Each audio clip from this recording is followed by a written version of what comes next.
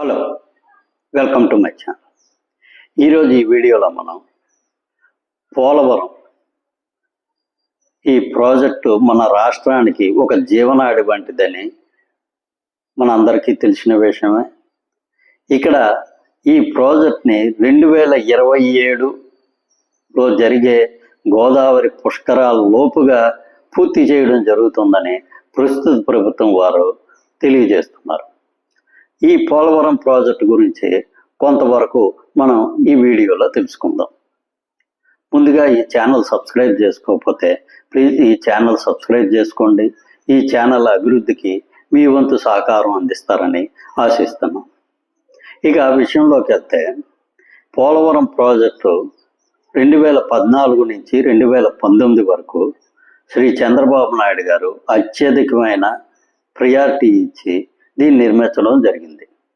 వాళ్ళు అప్పుడు దాదాపు 71% పూర్తి చేశామని చెప్పారు, కానీ అది ప్రాజెక్టుకు సంబంధించిన విషయం తప్ప ప్రాజెక్టు రీహాబిలేషన్కి సంబంధించి మాత్రం కాదు.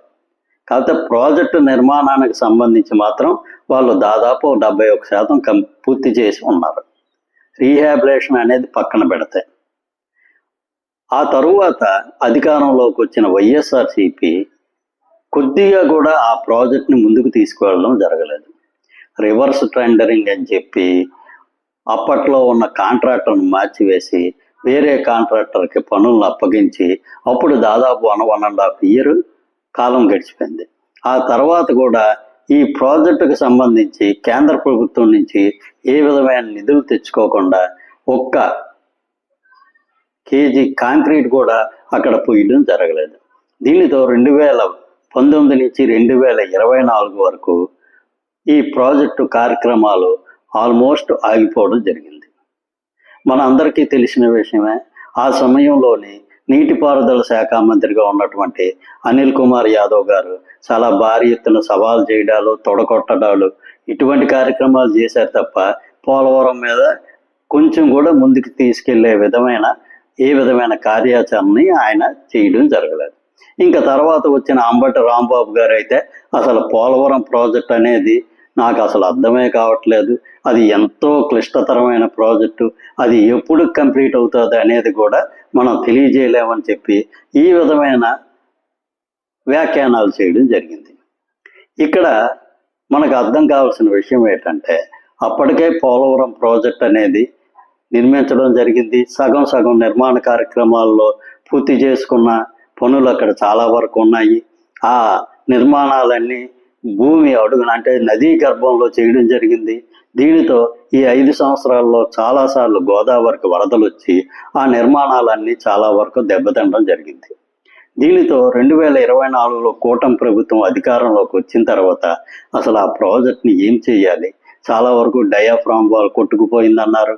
ఈ గ్యాప్ 1 గ్యాప్ 2 ఇటువంటి ఏరియాల్లోనే చాలా వరకు స్పిలేజ్ వస్తుందని నిపుణుల కమిటీ తేల్చి చెప్పింది.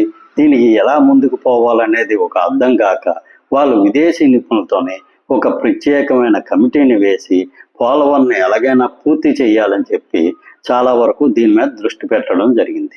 దీనితో అమెరికా నుంచి, కెనడా నుంచి ఈ భారీ ప్రాజెక్టులు నిర్మిస్తున్న కంపెనీల నుంచి కొంతమంది కన్సల్టెంట్లను పెట్టుకొని వాళ్ళని క్షేత్రస్థాయిలో పరిశీలన చేయించి ఏ విధంగా ముందుకు పోవాలనేది దాని మీద ఒక కార్యాచరణని వాళ్ళు సిద్ధం చేసుకోవడం జరిగింది. ఆ కార్యాచరణ అనుగుణంగానే నిర్మాణ కార్యక్రమాలు ఈ ప్రభుత్వం వచ్చిన తర్వాత జోరు పెంచడం జరిగింది. ఇక్కడ ఈ విదేశీ నిపుణులు ఇప్పటి వరకు దాదాపు 6-7 సార్లు ఈ ప్రాజెక్టు నిర్మాణ కార్యక్రమాన్ని ప్రత్యక్షంగా వచ్చి పరిశీలించి తగు సూచనలు చేయడం కూడా జరిగింది. మొన్ననే ఒక 1 week బ్యాక్ కూడా ఈ నిపుణుల కమిటీ వచ్చి ఈ పోలవరంని డయాఫ్రామ్ వాల్ వీటన్నిటిని పూర్తిగా పరీక్షించి వాళ్ళు తగు సూచనలు చేసి వెళ్ళడం జరిగింది. ప్రస్తుతం మనకు వస్తున్న సమాచారం వరకు ఇదే ఆల్మోస్ట్ చివరి విజిట్గా వాళ్ళు తెలియజేయడం జరుగుతుంది. అంటే ప్రస్తుతం పోలవరం అనేది పూర్తిగా ఒక లైన్లోకి వచ్చేసింది. దీని నిర్మాణం కార్యక్రమాలకి ఏ విధమైన ఇబ్బందులు లేవు. ఇక ప్రతిసారి వచ్చి దాన్ని పరీక్షించాల్సిన అవసరం లేదు. ముఖ్యమైన నిర్మాణాలన్నీ దాదాపు పూర్తి అయిపోవడం జరిగింది. వాటిని వాళ్ళు ఏ విధమైన సూచనలు చేశారో ఆ సూచనలు అనుగుణంగానే ప్రస్తుతం పోలవరం నిర్మాణ కార్యక్రమాలు సాగుతున్నాయని చెప్పి వాళ్ళు సంతృప్తి చెంది ఒక రిపోర్ట్ ఇచ్చి వెళ్ళిపోవడం జరిగింది. ప్రస్తుతం మనకు వస్తున్న సమాచారం ప్రకారం ఈ పోలవరం ప్రాజెక్టు పనులు కూడా చాలా తొందరగా జరుగుతున్నాయి. ముందు నెక్స్ట్ ఈ వరదల సమయంలో అంటే వర్షాకాల సమయంలో కూడా ఈ ప్రాజెక్టు పనులు ఆగకుండా తగిన చర్యలు తీసుకోవడం జరిగింది. కాబట్టి ఎట్టి పరిస్థితుల్లో కూడా 2027 కల్లా ఈ ప్రాజెక్ట్ని పూర్తి చేయడానికి అన్ని విధాలైన చర్యలు తీసుకుంటున్నారు. కాకపోతే ప్రభుత్వం వారు 2027 జూన్లో గోదావరి పుష్కరాలు జరుగుతాయి. ఆ పుష్కరాల లోపుగానే ఈ ప్రాజెక్టు నిర్మాణాన్ని పూర్తి చేసి జాతికి అంకితం చేస్తామని చెప్పి ముఖ్యమంత్రి శ్రీ చంద్రబాబు నాయుడు గారు తెలియజేస్తున్నారు.